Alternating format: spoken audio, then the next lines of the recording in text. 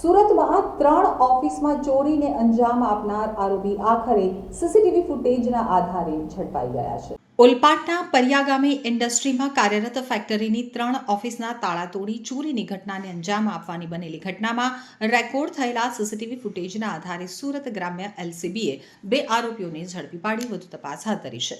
સમગ્ર ઘટનાની તપાસ હાથ ધરતા સુરત ગ્રામ્ય એલસીબીને ચોર ઇસમો ચોરીનો સામાન વેચવા જવાના હોવાની ચોક્કસ માહિતીને આધારે વોચ ગોઠવી હતી તો ચોરીના સામાન સાથે 2 ચોરને ઝડપી પાડ્યા હતા। જ્યારે માસ્ટર માઇન્ડ પોલીસ પકડથી દૂર હોય તેને વોન્ટેડ તપાસ હાથ ધરી છે। એલસીબીના હાથે ઝડપાયેલા અજય અને રોકી પાસે ચોરીનો સામાન તથા બાઇક સાથે અન્ય સામગ્રી મળી 1,40,400નો મુદ્દામાલ કબજે કરવા સાથે વધુ પૂછતાછ કરતા તેઓની કબૂલાત મુજબ સાયણ ગામે રસુલાબાદ ખાતે રહેતું વિજય દેવીપૂજક કે જે ટ્રાઇસિકલ પર ગામડાઓમાં તથા ઇન્ડસ્ટ્રીમાં ફરી અને ભંગારનો ધંધો કરતો હતો, જે દિવસના રેકી કર્યા બાદ અજય તેમજ રોકી સાથે મળી અને ચોરીની ઘટનાને અંજામ આપતા હતા।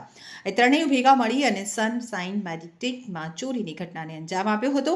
જ્યારે ચોરીની ઘટનાનો માસ્ટર માઇન્ડ વિજય દેવીપૂજક પોલીસ પકડથી દૂર હોવાથી તેને વોન્ટેડ જાહેર કરાયો છે।